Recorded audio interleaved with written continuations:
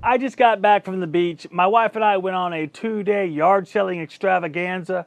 Each year, a local beach has this big yard sale event. We've gone for the last 3 or 4 years. It's always a lot of fun, and I always find a lot of great vintage tools. So in this video, I'm going to show a few of those tools, some more vintage than others, but all of them are going to be interesting in their own way. I'm pretty psyched to try what's in this bag right here, but I don't want to get to it just yet. I want to try some other stuff first, but definitely looking forward to this semi-vintage Craftsman tool. Look at this bad boy right here. This is a metal ruler. I didn't know what it was for. We picked it up along with another ruler I'll show you in just a second from a company which is spelled U-A-R-C-O, which I called UARCO. I don't know if that's good or not. Someone who actually knows how to say it might be laughing right now.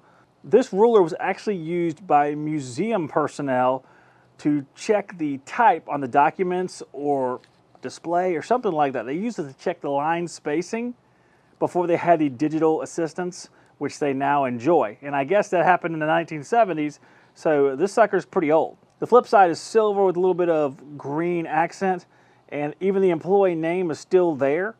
So wherever you are, Michael Dunnigan, if you're still with us, I don't know, but we have your ruler. This is also a ruler. It's a little bit more blingy looking. Nice. But if we can look down here, it says Indiana Steel and Wire Company, Incorporated, 1904 to 1964. It was a 60th anniversary, I don't know if you want to call it a party favor or a gift for somebody, I don't know. It even has a lot of cool information on the back. Standard wire gauge, it has a whole lot of data there for, I guess, checking wire sizing. And I wanted to keep it, but you know what, I can't keep stuff. I have a tool shop for a reason, have to sell tools, but this is a really, really cool one. This is a pretty cool old torque wrench here, kind of an older style. And I haven't had one that has both the 1/2 inch and 3/8. Usually it's one or the other, but this one has both sides, so you can actually test different drive sizes. It's made by Great Neck. This one was actually made in Taiwan. It's the TQ150. And I'll show you guys how it works here before I have it cleaned up. It hasn't been cleaned or anything, so it's going to stay with us till next week, I'm sure. Maybe I'll put it on eBay, see what eBay has to say. I don't know. This is the single greatest idea you ever had. Let me show you guys how it looks whenever you're using it and how you know how much torque you're putting on a fastener. As you can see right here, there's readings in foot-pounds, a little needle there that'll actually flex while I'm using it. So that's where we're going to get our reading from, how far that needle flexes, how much stank I can put on this thing. And I tell you what, I'm going to use maximum stank. So I'm going to max this sucker out, probably split it in half or something. So I have this nice bolt here, which I was going to kind of sit upright in my vise to use the torque wrench, but it's slipping a little bit. As you can see, it slipped right through here. So I'm going to shave it down a little bit so it's a little bit flat, so the jaws of the vise will be able to clench it well. It'll be clenched well. Like a man without anxiety medicine, he will be clenched.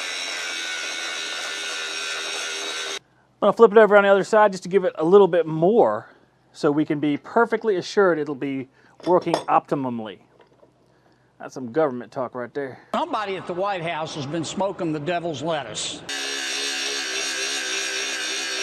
That stinks. Not the work, the smell. Now we're going to take our torque wrench. I have my nice American-made Craftsman socket on it, 3/4.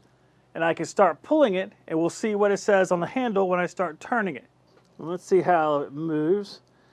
All right, up to 20. Wow. Kind of sticking right there. And I feel like this little needle's sticking a little bit on it right now. Let me pull it the other way.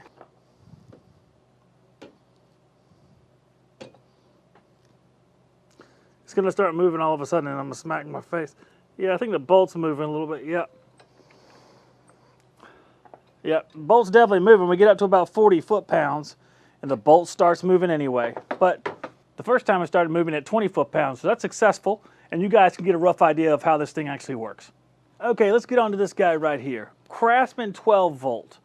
Now, Craftsman 12 volt is not a real modern thing. We don't have that anymore. At least I don't think we do.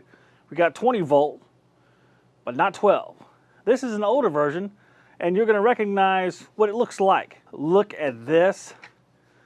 You may be thinking to yourself, what the crap is this? I have no idea. You might be like, Aren't those like Hyper Tough batteries or something? It looks like Hyper Tough batteries. It's Next Tech. It's what Hyper Tough was in a former life for Craftsman. And this is the Auto Hammer.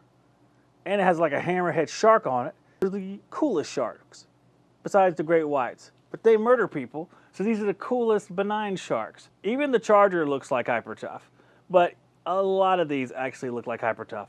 And it says Die Hard, like Sears. I think I need to get a Hyper Tough battery and put it next to this battery, just to show how wildly different they actually are. See how different that looks? 3 metal things, 2 metal things in a hole. Totally different. On top, there's 2 little connectors. Yep, on top of this one, there's 2 connectors as well. Okay. From the side, they are similar yet slightly different. I don't know about this. They look pretty similar, but obviously they wouldn't work if I put this in a tool. Let's try to put this in a tool. Moment of truth. Boy, I felt like it was going to go up there, actually, but it doesn't. I felt like it, though. I wish it worked, but it doesn't. I thought it moved. Shut the front door.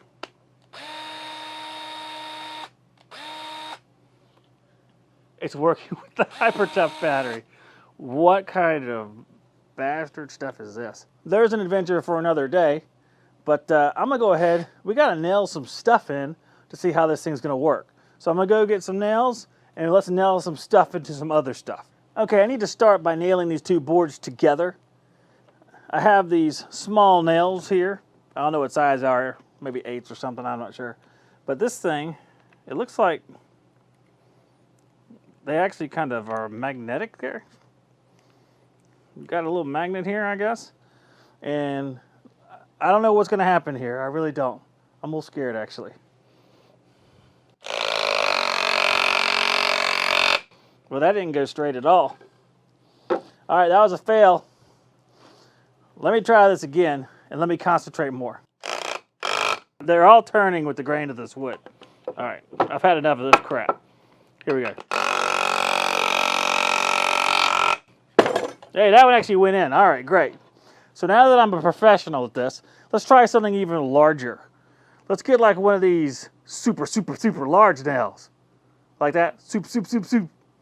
That was me just turning the camera lens, guys. That's not James Cameron. This is a finishing nail. Looks like it's galvanized. There's a scab from the bench grinder attack. I have not improved in my safety practices yet.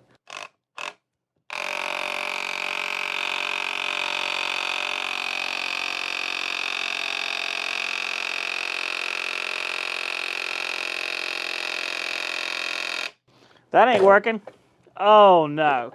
So that nail's too big for the Auto Hammer. Of course, I didn't charge the battery either, so I could charge it, but I'm not going to. We're not cutting the Auto Hammer any slack. Let's see if the regular $4 plumber's hammer can handle it. Hey, yep. That one worked just fine. And while I'm at it, let me see if I can 360 no-scope one of these nails into the board right here, which basically means I'm gonna try to swing real hard, hit it in just one hit. This is why I have scabs on my arms. Here we are. No need to even clamp anything down. I'm just gonna hold it with my hand. What could happen? Oh, this is gonna be bad. I'm gonna hit the, like, where I store my tools up above. Success. Did you guys see that thing drive in there? Did you guys see that? I have this tiny baby nail right here. Let's start with that and see if I can't work up to man-sized nails. What happened to the integrity of this video? All right, here we go. I'm gonna actually concentrate this time. It looked like I knocked it in. I knocked it most of the way in, and if I'm being honest, a quarter of it bent over. I'm just gonna tell you guys the truth. All right, let's see if I can get this in one swing of a hammer. Nope, it took 2.